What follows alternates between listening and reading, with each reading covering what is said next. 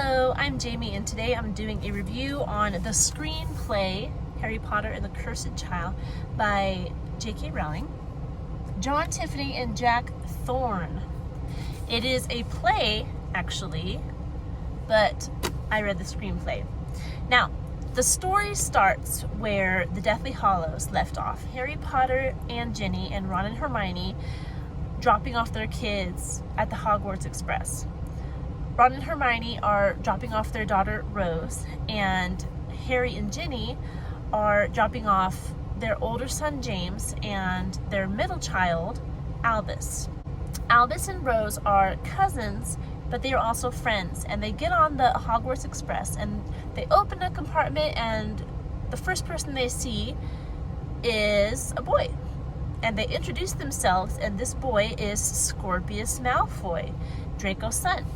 Now, instantly, Rose takes a disliking to him. She doesn't want anything to do with him. Her face falls. She's done. But Albus takes an instant liking to Scorpius, and they become best friends from then on. This has a hand in Albus being sorted into the House of Slytherin with Scorpius, and it just kind of set the tone for how the students of Hogwarts viewed Albus, and even how Harry himself viewed Albus. Because everyone's wondering, why is Harry Potter's son sorted into Slytherin? And Albus himself is wondering.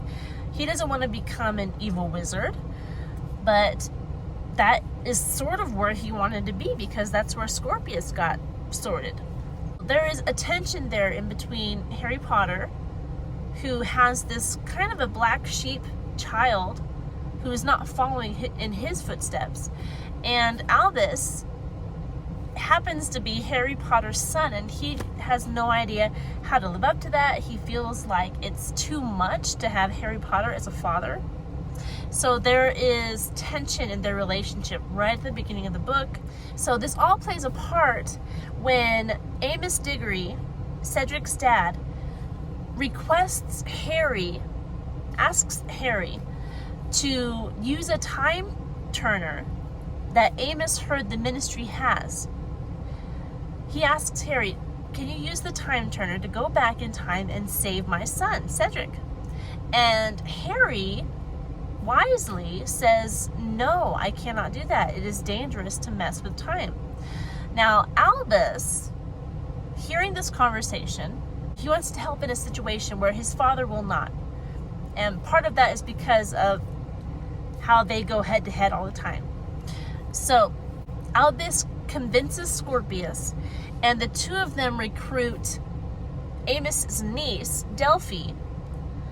And the three of them go to the Ministry of Magic and steal the time turner and use it to go back in time and save Cedric.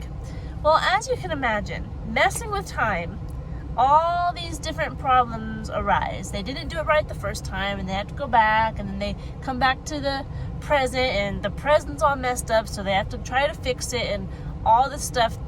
The book is about jumping around in time and trying to get the present back to where it should be, and not to end up in an alternate evil universe. As far as the writing style of the book, it is a screenplay, which means most of it is dialogue.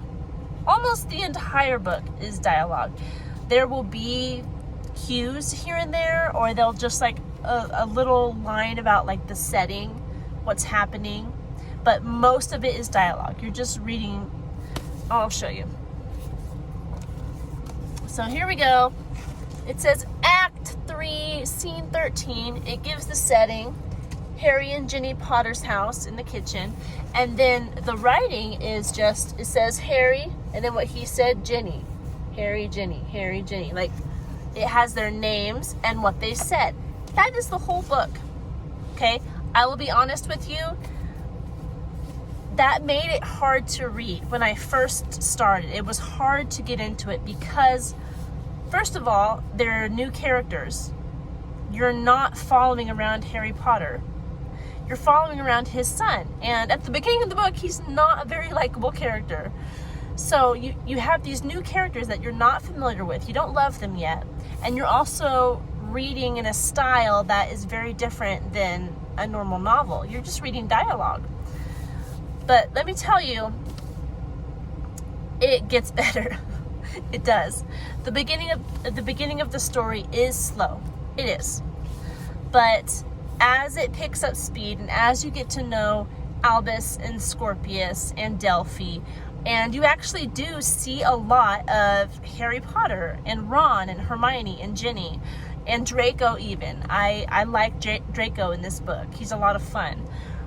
But as you get going and you're back in that universe, you know, we read the 7 books and it was such a big part of our lives, and then it was just over. All you had was the books and the movies. You can reread them if you want. And then there was this one. So getting back into the universe was very fun for me, and seeing how these characters turned out and how they matured and the different struggles they have now.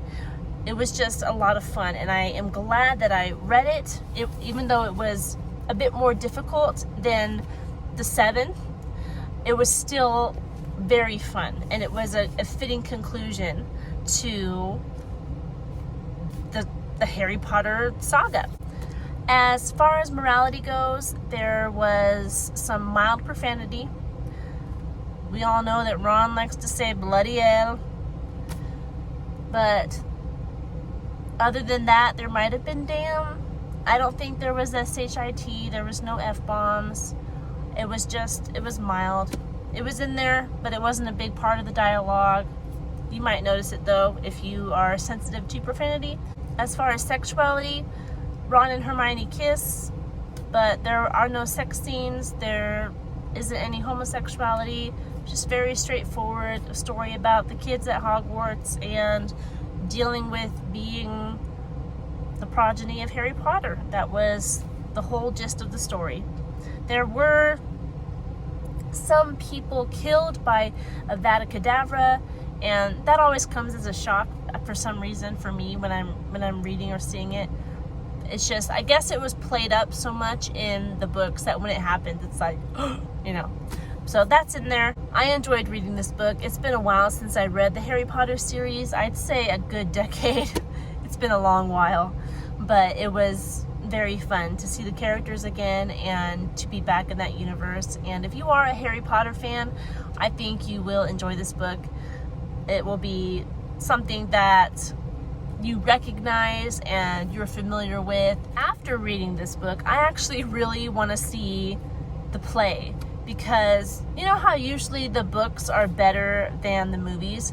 I think in this case, the play will be better than the book, the screenplay, because it's a screenplay. So it's word for word what they're going to be doing on stage, but on stage you have the actual people and the set and the special effects, and I really want to watch it, but I'm probably not going to be able to, so I'm hoping that they will release the filmed version of the play somewhere down the line. I would definitely watch it.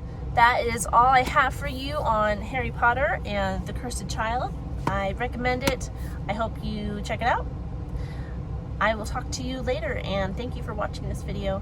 Bye.